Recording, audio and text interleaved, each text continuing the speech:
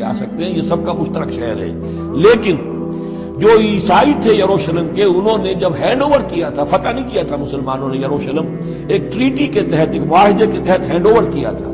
اس معاہدے میں یہ شرط انہوں نے لکھوائی تھی کہ یہودیوں کو یہاں آباد ہونے کی اجازت نہیں دیں گے۔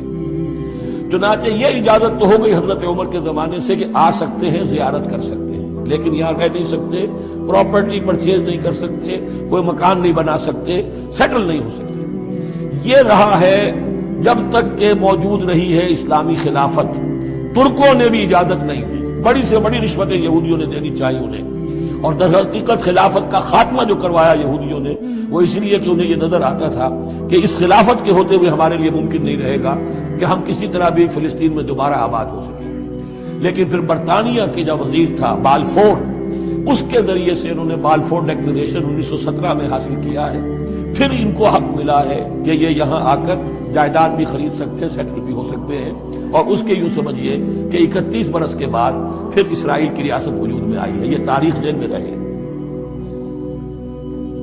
اگرچہ 1917 کے بعد سے انہیں کچھ سانس تو مل گیا ہے، اب ایک طرح سے محسوس ہوتا ہے کہ دنیا میں بڑے اقتدار پر ہیں، مٹھی بھر ہیں، یہ زیادہ سے زیادہ 13-14 ملین ہے، 1.5 کروڑ سے بھی کم، لیکن پوری دنیا کی معیشت جو ہے اس کا بڑا حصہ ان کے کنٹرول میں ہے۔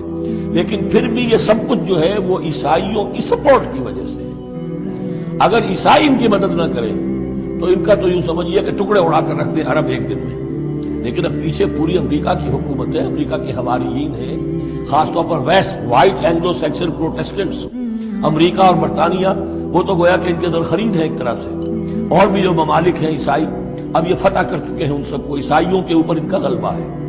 اس لیے اب جو شکل ہے وہ بھی یہ ہے کہ ان کا وجود ہے یہی کہ عیسائی ہیں اوپر، اور یہ مانوی طور پر سازشی انداز میں انہیں کنٹرول کر رہے ہیں۔ اذ قال اللہ یا عیسیٰ انی متوفیک ورافعک الی ومطہرک من الذین کفروا وجاعل الذین اتبعوک فوق الذین کفروا الی یوم القیامہ ثم الی مرجعکم فاحکم بینکم فیما کنتم فیہ تختلفون۔ پھر تم سب جو ہے تمہارا لوٹنا میری ہی طرف ہے، اور پھر میں تمہیں بتا دوں گا اور فیصلہ کر دوں گا تمہارے مابین ان باتوں میں جن میں تم اختلاف کر رہے تھے۔ فَأَمَّا الَّذِينَ كَفَرُوا فَأُعَذِّبُهُمْ عَذَابًا شَدِيدًا فِي الدُّنْيَا وَالْآخِرَةِ، تو وہ لوگ کہ جو کفر کی روش اختیار کریں گے میں انہیں عذاب دوں گا، بہت سخت عذاب، دنیا میں بھی اور آخرت میں بھی۔ وَمَا لَهُم مِّن نَاصِرِينَ، اور نہیں ہوں گے ان کے لیے کوئی مددگار۔ وَأَمَّا الَّذِينَ آمَنُوا وَعَمِلُوا الصَّالِحَاتِ، اور جو ایمان لائیں گے اور نیک عمل کریں گے، فَيُوَفِّيهِمْ، اب دیکھیے وفا یوفی دینا، پورا پورا دینا، تو ان کو وہ پورا پورا دے گا، اجورہم، ان کا اجر۔ واللہ لا يحب الظالمین، اللہ ظالموں کو پسند نہیں کرتا۔ ذالک نتلوہ علیک من الآیات والذکر الحکیم، یہ وہ چیزیں ہیں جو ہم آپ کو پڑھ کر سنا رہے ہیں۔ گویا کہ یہاں بھی پس منظر میں حضرت جبرائیل علیہ السلام ہے کہ یہ اللہ تعالیٰ کی آیات ہے اور ذکر حکیم ہے جو ہم آپ کو پڑھ کر سنا رہے ہیں۔ ان مثل عیسیٰ عند اللہ کا مثل آدم، عیسیٰ کی مثال اللہ کے نزدیک آدم کی سی ہے۔ خلقہ من تراب ثم قال له کن فیکون، اسے بنایا مٹی سے پھر کہا ہو جا، وہ ہو گیا۔ اب اس یہ آیت وہ ہے قرآن مجید میں کہ جو لوگ بھی اسپیشل کریشن کے قائل ہیں کہ حضرت آدم کسی ایولیوشن کے نتیجے میں کسی سپیشیز کے وجود میں آنے کے بعد اس کے ایک فرد کی حیثیت سے نہیں ان کا استفاع ہوا، بلکہ وہ اسپیشلی کریٹ کیے گئے ہیں مٹی سے براہ راست، ان کے حق میں یہ آیت دلیل ہے۔ تو یہ جو بھی نظریات ہیں ابھی، چونکہ ایولیوشن بھی ہے تو وہ بھی نظریہ ہے، تھیوری آف اسپیشل کریشن ہے وہ بھی نظریہ ہے۔ نظریوں کے باب میں انسان ادھر ادھر کوئی رائے رکھ سکتا ہے، ابھی یہ کوئی طے شدہ حقائق نہیں ہے۔ ان میں ہم غور کر سکتے ہیں کہ قرآن مجید میں کس مقام پر کس چیز کے لیے کوئی تائید یا کوئی تھوڑی سی توثیق نکلتی ہے۔ تو اللہ کے نزدیک تو عیسیٰ کی مثال ایسے ہی ہے جیسے آدم، اسے مٹی سے بنایا اور کہا کن فیکون۔ تو اب اگر اسپیشل کریشن کا معاملہ ہے تو نہ باپ نہ ماں، بغیر باپ اور بغیر ماں کے، تو کیا وہ الہ بن گئے؟ بنانے والا تو اللہ ہے۔ حضرت عیسیٰ ماں تو ہے باپ نہیں ہے، حمل تو ہوا ہے، 9 مہینے ماں کے پیٹ میں تو رہے ہیں، تو وہ تو آدم سے کم معاملہ ہوا تخلیق میں اعجاز کے اعتبار سے۔ اور حضرت اس سے کم تر ذرا دیکھ لو تو بوڑھے پھوس حضرت زکریا اور بوڑھی پھوس ان کی اہلیہ جو ساری عمر بیوہ رہی، جو وہ رہی بانج رہی اور ان کو اللہ نے اولاد دے دی. تو یہ سارے جو ہے معجزات ہیں، اللہ کا اختیار ہے، جو چاہے کرے. اس سے کسی کی الوہیت کی دلیل نہیں نکلتی. الحق من ربک، یہ حق ہے آپ کے رب کی طرف سے. فلا تکن من الممترین، تو ہرگز نہ ہو جانا اس میں شک کرنے والوں میں سے. فمن حاجک فیہ، تو اے نبی جو بھی اس معاملے میں آپ سے اب بھی حجت بازی کرے، جھگڑا کرے، بحث کر رہا ہے، ابھی سینگ الجھا رہا ہے بحث کے اندر، من بعد ما جاءک من العلم، جبکہ آپ کے پاس تو العلم آ چکا، آپ جو بات کہہ رہے ہیں وہ علی وجہ البصیرت کہہ رہے ہیں. فقل تعالوا، تو اب آخری چیلنج کیا ہے؟ کہہ دیجئے اچھا آؤ. یہ جو ان کا آیا تھا، دو بڑے بڑے ان کے لاٹ پادری تھے، ابو حارثہ ابن علقمہ اور قرز بن علقمہ، اور ان کی سرکردگی میں 70 افراد تھے جو کہ نجران سے آئے تھے. یہ سارا کئی دن معاملہ چلتا رہا اور پھر آخر میں حضور سے کہا گیا اچھا مباہلہ کیجیے. قل، ان سے کہہ دیجئے تعالوا، آؤ، ندعو ابناءنا و ابناءکم، آؤ ہم بلاتے ہیں اپنے بیٹوں کو، تم بلاؤ اپنے بیٹوں کو. ونساءنا و نساءکم، ہم بلا لیتے ہیں اپنی عورتوں کو، تم بلاؤ اپنی عورتوں کو. وانفسنا و انفسکم، اور ہم بھی آ جاتے ہیں تم بھی آ جاؤ. ثم نبتہل، پھر ہم گڑ گڑا کر اللہ سے دعا کریں. فنجعل لعنت اللہ علی الکاذبین، تو ہم کہیں کہ اے اللہ جو ہم میں سے جھوٹا ہو اس پر لعنت کر دیں. یہ مباہلہ ہے. اور یہ مباہلہ ہوتا ہے کب؟ جبکہ احقاق حق ہو چکے، بات پوری واضح ہو جائے، آپ کو یقین ہو کہ یہ میرا مخاطب جو ہے بات سمجھ گیا ہے، صرف ضد میں اڑا ہوا ہے. اس وقت پھر یہ مباہلہ آخری شے ہوتی ہے تاکہ ظاہر ہو جائے. اگر تو واقعتاً اسے یقین ہے تو وہ مباہلہ کی چیلنج قبول کر لے گا، اور اگر دل میں چور ہے، وہ جانتا ہے کہ حق بات تو اسی کی ہے، اور لہذا پھر وہ مباہلہ نہیں کرے گا. چنانچہ یہی ہوا، انہوں نے مباہلے سے انکار کیا، فرار کی راہ اختیار کی اور ایسے ہی چلے گئے. فمن حاجک فیہ من بعد ما جاءک من العلم فقل تعالوا ندعو ابناءنا وابناءکم ونساءنا ونساءکم وانفسنا وانفسکم ثم نبتہل فنجعل لعنت اللہ علی الکاذبین ان ھذا لہو القصص الحق. یہ ہے صاف صاف جو بھی سرگزشت ہے صحیح اور حق وہ یہ ہے.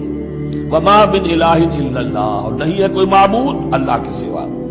وان اللہ لہو العزیز الحکیم، اور یقیناً اللہ تعالیٰ ہی ہے زبردست اور کمال حکمت والا. یہاں اب دوسرا حصہ ختم ہو گیا. یہ 31 آیات ہیں، 32 اور 31 مل کر یہ 63 آیت پر. فَإِن تَوَلَّوْا، پھر اگر وہ پیٹھ موڑ لے، فَإِنَّ اللَّهَ عَلِيمٌ بِالْمُفْسِدِينَ، یہاں آ کر 63 آیات ہوئی.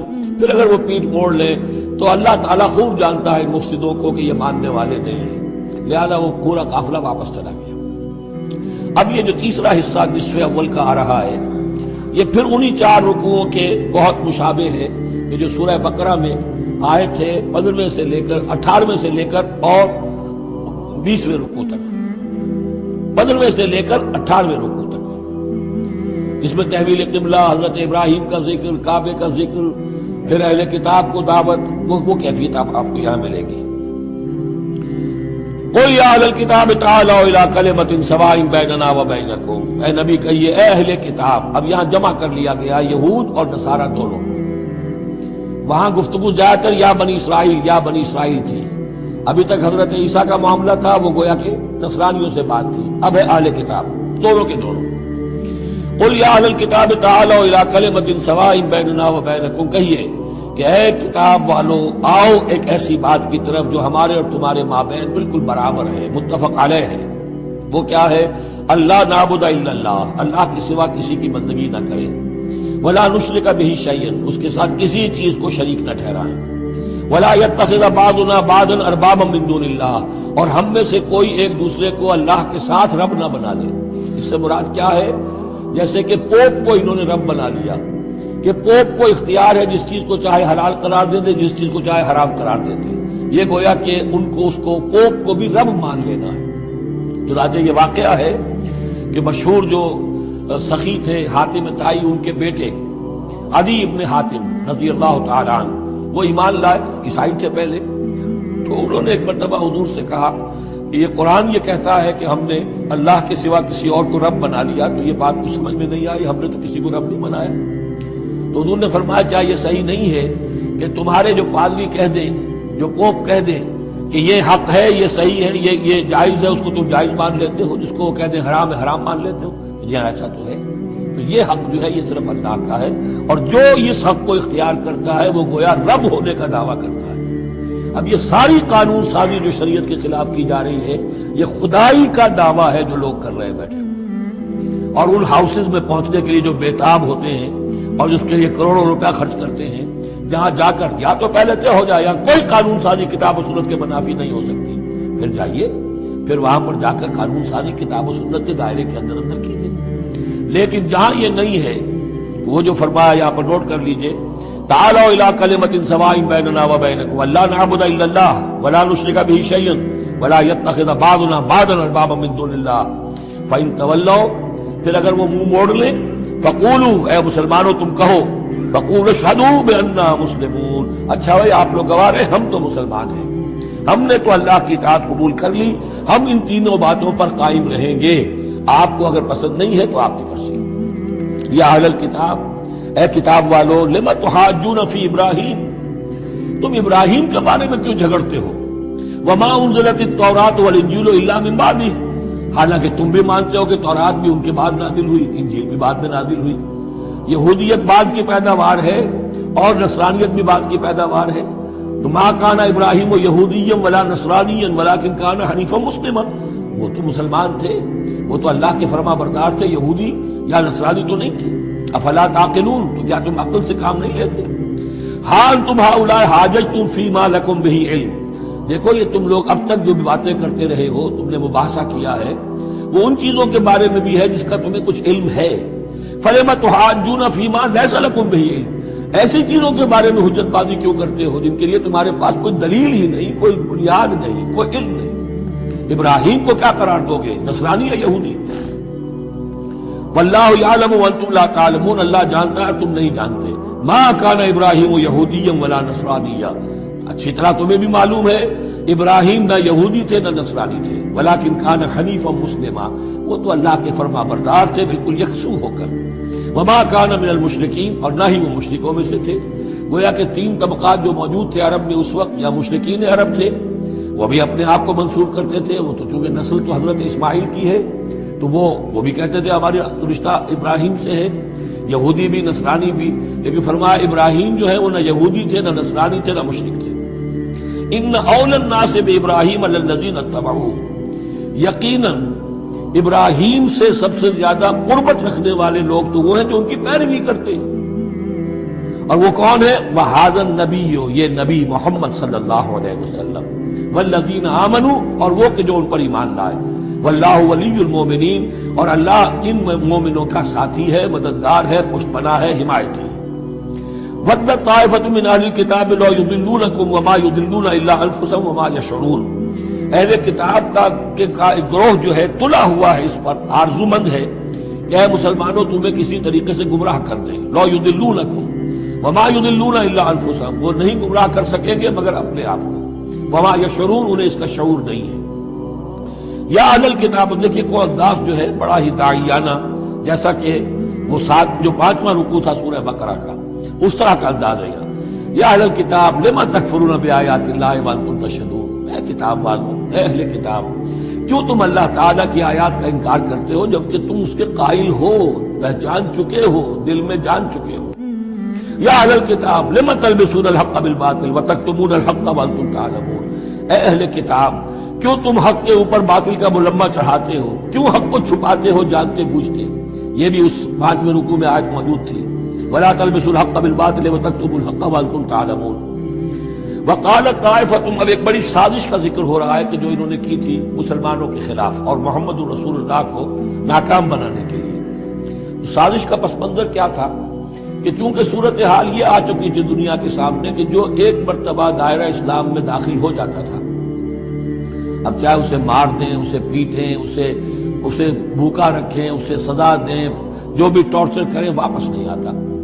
تو دھاک بیٹھ گئی نا کہ اسلام کے اندر کوئی ایسی کشش ہے، اسلام کے اندر کوئی ایسی حقانیت ہے، کوئی ایسی مٹھاس ہے کہ ایک آدمی بڑی سے بڑی قربانی دینے کو تیار ہے، ایک دفعہ اسلام قبول کرنے کے بعد اسلام کو سے دستبردار ہونے کو تیار نہیں۔ یہ جو ساکھ بن گئی تھی اس کو توڑنے کا ذریعہ سوچا انہوں نے کہ ایسا کرو صبح کے وقت اعلان کرو کہ ہم ایمان لے آئے، سارا دن محمد کی صحبت میں رہو صلی اللہ علیہ وسلم، شام کو کہہ دو جی دیکھ لیا ہم نے کچھ نہیں ہے یہاں، یہ دور کے ڈھول سہانے ہیں، ہم تو اپنے ہی کفر میں جا رہے ہیں، اپنے ہی راستے پہ جا رہے ہیں۔ اب اس سے یقیناً کچھ لوگ سمجھیں گے کہ انہوں نے سازش کی ہوگی، کچھ لوگ سمجھیں گے کہ بھائی بڑے متقی لوگ تھے، بڑے خشوع و خضوع کے ساتھ آئے تھے، بڑے اعلان کے ساتھ شان کے ساتھ انہوں نے کلمہ کہا تھا اور ایمان قبول کیا تھا، پھر دیکھو سارے دن حضور کی محفل میں بیٹھے رہے ہیں، کچھ نہ کچھ تو دیکھا ہی ہوگا نا آخر، ایسے کیسے یہ لوگ چلے گئے؟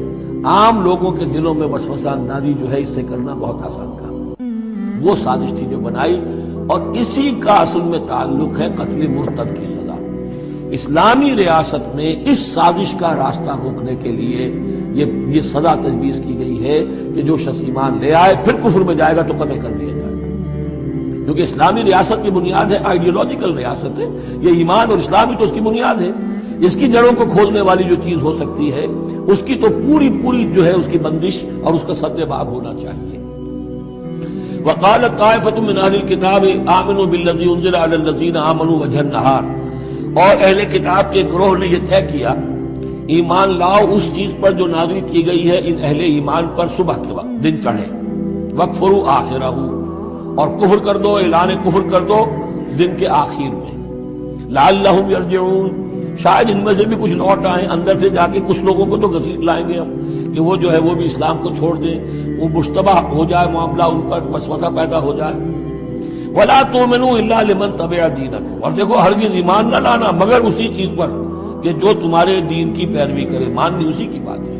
یعنی خطرہ بھی تھا کہ 4-6 اگر ہم جا کر حضور کے پاس اگر چند گھنٹے گزاریں گے تو کہیں ایسا نہ ہو کہ ہم میں سے کوئی واقعی پھر اس کا دل کھل جائے، طے کر کے گئے دیکھو ایمان نہیں لانا ہے ہم نے، وَلَا تُؤْمِنُوا إِلَّا لِمَن تَبِعَ دِينَكُمْ، اس پر ایمان نہیں لانا ہے ہم نے، لیکن صرف اعلان کرنا ایمان کا۔ یہ ہے مثال قرآن مجید میں شعوری نفاق، یعنی جو وقت انہوں نے گزارا ہے یہ ہے تو اسلام کا، قانوناً تو مسلمان ہیں، اگر اس دوران میں ان میں سے کوئی مر جاتا تو اس کی نماز جنازہ پڑھی جاتی، لیکن انہیں معلوم تھا کہ ہم مسلمان نہیں ہیں، جبکہ ایک وہ غیر شعوری نفاق ہے کہ اندر ایمان ختم ہو چکا ہے لیکن انسان سمجھتا ہے میں تو مومن ہوں، حالانکہ اس کا کردار وہ جو ہے منافقانہ ہے، اس کا عمل منافقانہ ہے، اور اس کے اندر سے ایمان کی پونجی جو ہے جیسے کہ دیمک کسی کڑی کو کھا جائے تو شیطین کو چٹ کر چکی ہے دیمک، لیکن یہ کہ بہرحال اوپر ایک پردہ پڑا ہوا ہے، وہ ہے غیر شعوری نفاق اور یہ ہے شعوری نفاق۔ قل ان الہدی ھدی اللہ، اے نبی ان سے کہہ دیجئے دیکھو اصل ہدایت تو اللہ کی ہدایت ہے، ان یؤتی احد، اب یہاں پر پھر ان کا قول آ رہا ہے کہ دیکھو ایمان لانا نا، ان یؤتی احد مثل ما اوتیتم، مبادا کسی کو وہ شے دے دی جائے جو تمہیں دی گئی تھی۔ یہ رسالت، یہ مذہبی پیشوائی، یہ تو ہماری میراث تھی، ہم اگر انہیں مان لیں گے تو وہ چیز ہم سے ان کو منتقل ہو جائے گی، لہذا ماننا تو نہیں ہے، لیکن یہ کہ ان کی بہرحال کسی طریقے سے ہوا اکھیڑنے کے لیے ہمیں یہ کام کرنا ہے۔ اور یحاجوکم عند ربکم، یا تمہارے خلاف حجت قائم کریں اللہ کے نزدیک۔ قل ان الفضل بید اللہ، کہہ دیجئے ان سے کہ فضل کل کا کل اللہ کے ہاتھ میں ہے، یؤتی ہے من یشاء، وہ جس کو چاہتا ہے دیتا ہے۔ اس نے 2000 برس تک ایک منصب پر تمہیں فائز رکھا، اب جو ہے تم اس منصب کے نااہل ثابت ہو چکے ہو، تمہیں معذور کر دیا گیا، اور اب ایک نئی امت ہم نے بنائی ہے اور اس کو اس مقام پر نصب کر دیا ہے، انسٹالیشن ہو چکی ہے۔ واللہ ذو الفضل العظیم، قل ان الفضل بید اللہ یؤتیہ من یشاء واللہ واسع علیم، اللہ بہت وسعت والا اور جاننے والا ہے، یختص برحمتہ من یشاء، وہ مختص کر لیتا ہے اپنی رحمت کے لیے جس کو چاہتا ہے، واللہ ذو الفضل العظیم، اللہ بڑے فضل کا مالک ہے۔ ومن اہل الکتاب، اب یہاں ایک اور نقطہ سمجھ لیجئے کہ برے سے برے گروہ کے اندر بھی کہیں نہ کہیں کوئی افراد اچھے بھی ہوتے ہیں، داعی کے لیے یہ ضروری ہے کہ ان کو بھی مینشن کرتا رہے کہ ان میں اچھے لوگ بھی ہیں، تاکہ وہ جو لوگ ہیں ان کے دلوں کے اندر نرمی پیدا ہو۔ اسی طرح برے سے برے آدمی میں کوئی اچھائی بھی ہے، آپ اگر اسے دعوت دے رہے ہیں حق کی طرف، اس میں جو اچھائی ہے اس کو مانیے، تاکہ اسے معلوم ہو کہ اسے مجھ سے قد نہیں ہے، دشمنی نہیں ہے، جو میری بات واقعی اچھی ہے اس کو تو یہ تسلیم کر رہا ہے، لیکن جو بات غلط ہے اس کو رد کر رہا ہے۔ تو یہ دعوت کا اور تبلیغ کا بہت اہم حصہ ہے۔ اگر آپ ٹوٹلی نگیٹ کر دیں گے تو وہ بھی کہے گا کہ یہ بھی اندھا بہرا ہے تو میں بھی اندھا بہرا رہوں، یہ میری اچھائی کو بھی نہیں دیکھ سکتا، صرف مجھے برائی نظر آ رہی ہے۔ اور اگر وہ سمجھے کہ میری برائی کی بھی صحیح نشاندہی کر رہا ہے، جو میری اچھائی ہے اس کو بھی مان رہا ہے، تو اس کا دل کھلے گا، وہ آپ کی بات سنے گا۔ وَمِنْ أَهْلِ الْكِتَابِ مَنْ إِنْ تَأْمَنْهُ بِقِنْطَارٍ، اہل کتاب میں سے ایسے بھی ہیں کہ اگر ان کے پاس تم امانت رکھوا دو ڈھیروں مال، یؤدِّهِ إِلَيْكَ، وہ تمہیں پورا پورا واپس کر دیں گے۔ امانت دار ان میں موجود ہیں۔ وَمِنْهُمْ، اور ان میں سے ایسے بھی ہیں، مَنْ إِنْ تَأْمَنْهُ بِدِينَارٍ، ان کے پاس اگر ایک دینار بھی امانت رکھوا دو، لا یؤدِّهِ إِلَيْكَ، وہ تمہیں واپس نہیں کرے گا، ادا نہیں کرے گا تمہیں، الا ما دمت علیہ قائما، الا یہ کہ تم اس کے سر کے اوپر کھڑے ہو جاؤ، مسلط ہو جاؤ، تب تو دے دے گا، ورنہ نہیں دے گا۔ اچھا، یہ ہے ان کے اکثر کا کردار، لیکن جو بھی تھوڑے بہت تھے ان میں ان کی اچھائی کا بھی ذکر کر دیا۔ اور بالفعل اس قسم کے کردار کے لوگ جو ہیں وہ عیسائیوں میں تھے، یہودیوں میں تو نہ ہونے کے برابر تھے، لیکن اہل کتاب کا مسئلہ ہو رہا ہے، اس میں یہ دونوں گروپ موجود ہیں۔ ذالک بانہم، اور یہودیوں میں یہ کردار کیوں آ گیا ہے، کیوں بے ایمانی خیانت کیوں آ گئی؟ ذالک بانہم قالوا لیس علینا فی الامیین سبیل، یہ اس لیے کہ انہوں نے یہ عقیدہ گھڑ لیا ہے کہ ان امیین کے بارے میں ہم پر کوئی ملامت نہیں ہے۔ یہ اچھی طرح سمجھ لیجئے، یہودیوں کا یہ عقیدہ تورات میں نہیں ہے، لیکن اصل جو کتاب ہے ان کی مذہبی وہ تورات نہیں ہے، تالمود ہے۔ جو سمجھیے کہ تورات تو ہے ام الکتاب ان کی جو بھی ہے، لیکن جو ان کا ساری شریعت ہے، جو ان کے ضوابط ہیں، قوانین ہیں، قواعد ہیں، عبادات کی تفاصیل ہیں، وہ سب ہے تالمود میں۔ اور تالمود میں یہ بات موجود ہے کہ یہودی کے لیے یہودی سے جھوٹ بولنا حرام، غیر یہودی سے جیسے چاہو جھوٹ بولو۔ یہودی کے لیے کسی یہودی کا مال ہڑپ کرنا ناجائز حرام، غیر یہودی جنٹائلز اور گوئمز ان کا مال جس طرح چاہو دھوکے سے، بائی ہوک بائی کروک، جس طرح چاہو ہڑپ کرو۔ تو یہ ہمارے اوپر مواخذہ ہی نہیں ہے، اس لیے کہ یہ جو لوگ ہیں غیر یہودی، یہ انسان ہے ہی نہیں، یہ اصل میں انسان نما حیوان ہے، اور ان سے فائدہ اٹھانا ہمارا حق ہے، جیسے کہ گھوڑے کو تانگے میں جوتنا انسان کا حق ہے، بیل کو اپنے حل کے اندر جوت لینا یہ انسان کا حق ہے۔ تو ہمارا حق ہے ان حیوانوں سے ہم جو چاہے لوٹ لیں، گھسوٹ لیں، ان کی رضامندی سے لے لیں، ظلم کریں، اس پہ ہم پر کوئی پکڑ نہیں ہوگی، کوئی محاسبہ نہیں۔ یہ تالمود میں باقاعدہ لکھا ہوا ہے۔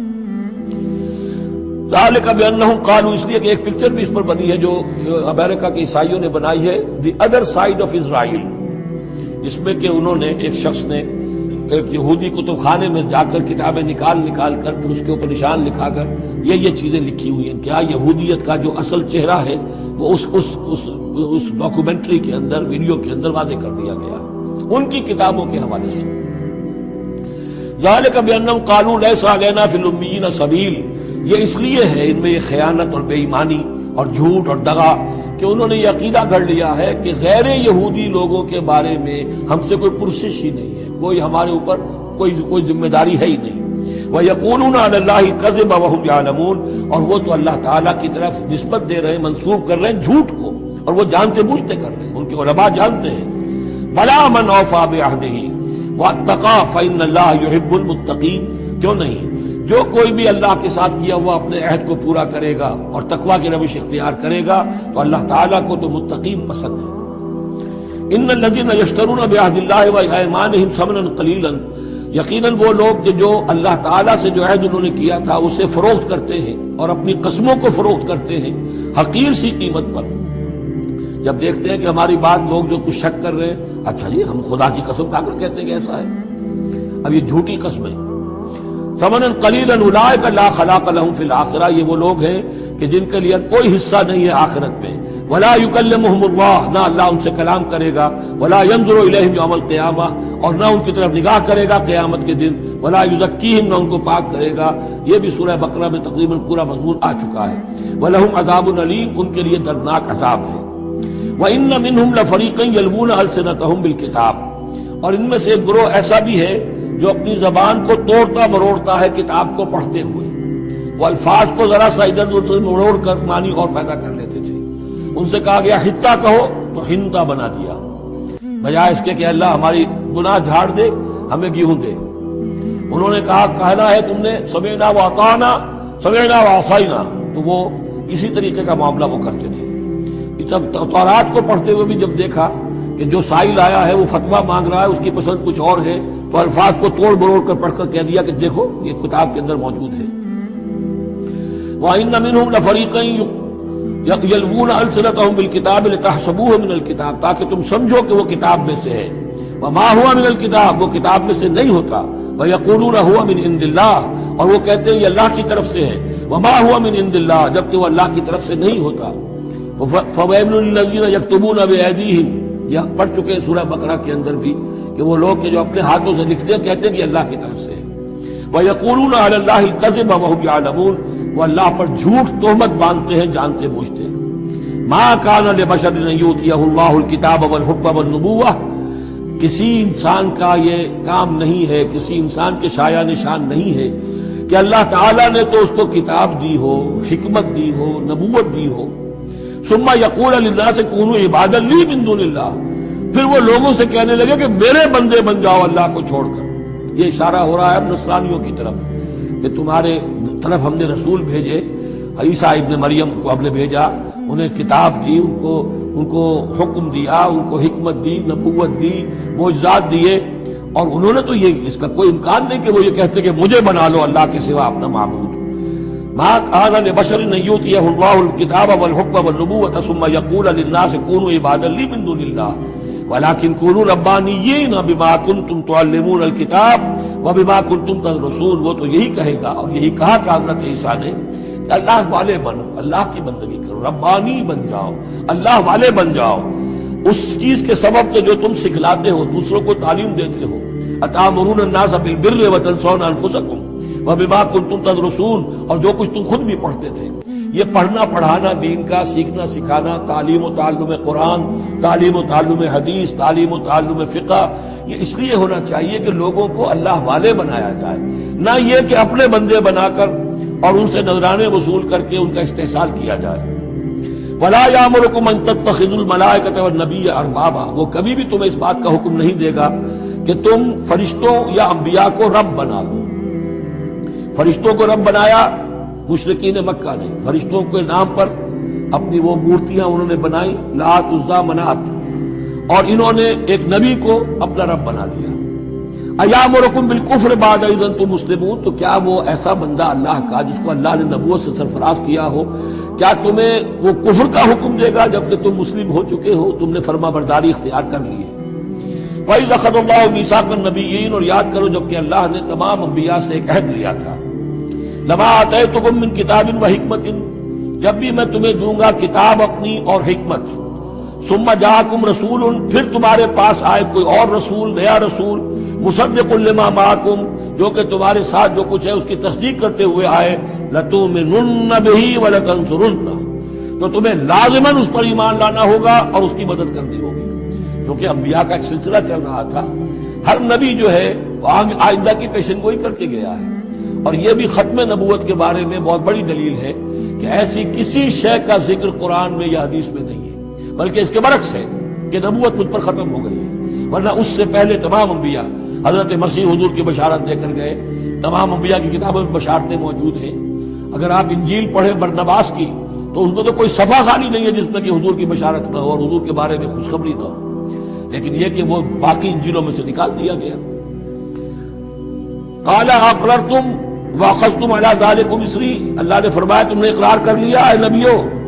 اب یہ کہاں کیا گیا؟ یہ عالم ارواح میں، تمام نبی ایک دفعہ تو جمع نہیں ہو سکتے تھے، عالم ارواح میں یہ عہد لیا گیا ہے، تم نے اس کو قبول کیا اور اس پر میری ذمہ داری قبول کر لی۔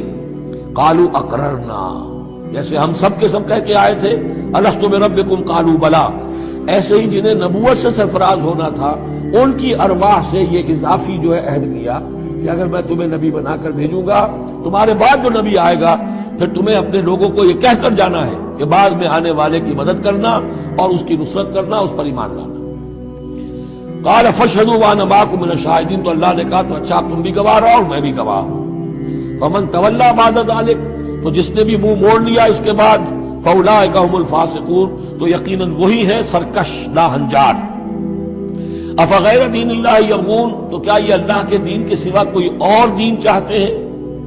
وَلَهُ أَسْلَمَ مَنْ فِي السَّمَاوَاتِ وَالْأَرْضِ طَوْعًا وَكَرْهًا وَإِلَيْهِ يُرْجَعُونَ، جبکہ آسمانوں اور زمین میں جو کچھ ہے اللہ کے سامنے سر تسلیم خم کیے ہوئے ہے، چاہے خوشی سے اور چاہے مجبوراً، اور اسی کی طرف ان سب کو لوٹا دیا جائے گا۔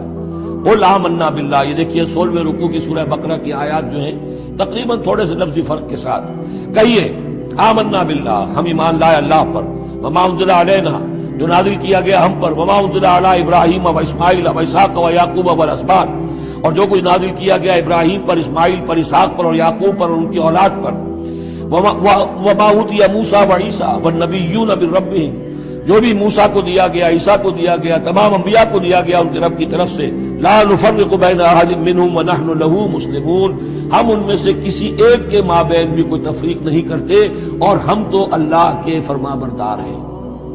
وَمَن يَبْتَغِ غَيْرَ الْإِسْلَامِ دِينًا فَلَن يُقْبَلَ مِنْهُ، جو کوئی اس اسلام کے سوا کوئی دین اختیار کرے گا اللہ اسے اس کی جانب سے قبول نہیں کرے گا۔ وَهُوَ فِي الْآخِرَةِ مِنَ الْخَاسِرِينَ، اور آخرت میں وہ پھر خسارے پانے والوں میں سے ہو کر رہے گا۔ كَيْفَ يَهْدِي اللَّهُ قَوْمًا كَفَرُوا بَعْدَ إِيمَانِهِمْ، کیسے ہدایت دے گا اللہ ان لوگوں کو جو ایمان کے بعد کافر ہو گئے۔ اس کا کیا مطلب ہے؟ یعنی ان کے دل ایمان لے آئے تھے، مان لیا تھا، حقیقت منکشف ہو گئی تھی۔ جیسے سورۃ النمل میں ہم پڑھیں گے وَجَحَدُوا بِهَا وَاسْتَيْقَنَتْهَا أَنفُسُهُمْ ظُلْمًا وَعُلُوًّا، انہوں نے انکار تو کیا لیکن ان کی جی نے، دل نے ان کے یقین کر لیا تھا کہ بات صحیح ہے۔ دل اقراری ہے، زبان انکاری ہے۔ زبان انکاری کیوں ہے؟ ظلمًا وعلوا، حق تلفی کرنے کے لیے اور اپنی سربلندی کے لیے، اپنی چودراہٹ کے لیے، بغیم بینہم، ورنہ دل ان کے ایمان لا چکے تھے۔ تو کیف یہدی اللہ قوما کفروا بعد ایمانہم، کہ جب حق منکشف ہو گیا، دل نے گواہی دے دی کہ حق ہے، پھر بھی کفر کیا۔ وَشَهِدُوا أَنَّ الرَّسُولَ حَقٌّ، اور انہوں نے گواہی دی کہ رسول حق ہے۔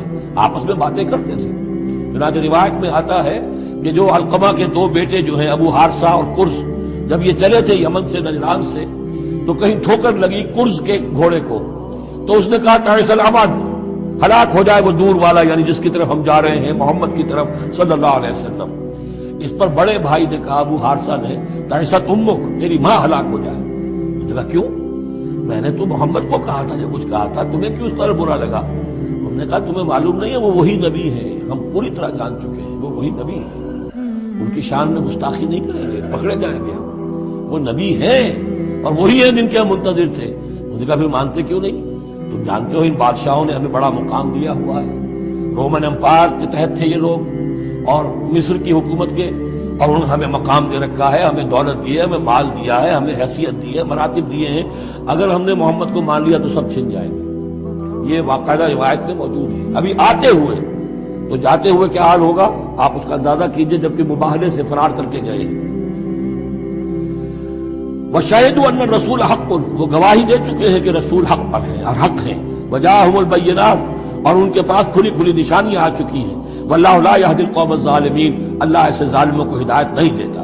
أُولَٰئِكَ جَزَاؤُهُمْ أَنَّ عَلَيْهِمْ لَعْنَةَ اللَّهِ وَالْمَلَائِكَةِ وَالنَّاسِ أَجْمَعِينَ، یہ تو وہی لوگ ہیں کہ جن کا بدلہ یہ ہے کہ ان پر اللہ کی بھی لعنت ہے، فرشتوں کی بھی اور تمام انسانوں کی بھی۔ یہ الفاظ بھی سورہ بقرہ میں آ چکے ہیں۔ خالدین فیہا، وہ اسی لعنت میں رہیں گے۔ لا یخفف عنہم العذاب، ان کے عذاب میں کوئی تخفیف نہیں کی جائے گی۔ ولا هم ینظرون، نہ انہیں کوئی مہلت ملے گی۔ الا الذین تابوا من بعد ذلک، ہاں ابھی دروازہ کھلا ہے توبہ کا، سوائے ان کے کہ جو اس کے بعد توبہ کر لیں، واصلحوا، اور اصلاح کر لیں اپنی یا نیک عمل کریں۔ فإن اللہ غفور الرحیم، تو ابھی توبہ کا دروازہ بند نہیں ہے، یقیناً اللہ غفور الرحیم ہے۔ ان الذین کفروا بعد ایمانہم ثم ازدادوا کفرا لن تقبل توبتہم، جو لوگ جنہوں نے کفر کیا اپنے ایمان کے بعد، حق کو پہچان لینے کے بعد، چاہے زبان سے مانا ہو یا نہ مانا ہو، پھر اگر وہ کفر کرتے ہیں یا ماننے کے بعد زبان سے مرتد ہو جاتے ہیں، ثم ازدادوا کفرا، پھر وہ اپنے کفر میں بڑھتے چلے گئے، لن تقبل توبتہم، ان کی توبہ کبھی قبول نہیں ہوگی۔ واولئک هم الضالون، اور وہ تو یقیناً گمراہوں میں سے ہیں۔ ان الذین کفروا وماتوا وهم کفار، یقیناً وہ لوگ کہ جنہوں نے کفر کیا اور فوت ہو گئے، مر گئے اسی حال میں کہ وہ کافر تھے، فلن يقبل من احدهم ملء الارض ذهبا ولو افتدى به، تو ان میں سے کسی ایک سے زمین کی مقدار کے مطابق سونا بھی فدیے میں قبول نہیں کیا جائے گا اگر وہ پیش کر سکے۔ اب ظاہر بات ہے یہ محال ہے، ناممکن ہے، لیکن یہ کہ بات سمجھانے کے لیے کہ وہاں پر کوئی فدیہ نہیں ہے، زمین کے حجم کے برابر بھی سونا دے کر اور کوئی چھوڑنا چھوٹنا چاہے گا تو نہیں چھوٹے گا۔ یہ وہی بات ہے واتقوا یوما لا تجزی نفس عن نفس شیئا ولا يقبل منها شفاعۃ ولا یؤخذ منها عدل، کوئی فدیہ نہیں لیا جائے گا، ولا هم ينصرون، نہ ان کی مدد ہوگی۔ اولئک لهم عذاب علیم، یہ وہ لوگ ہیں کہ جن کے لیے ہے دردناک عذاب، وما لهم من ناصرین، اور نہیں ہوں گے ان کے لیے مدد کرنے والے۔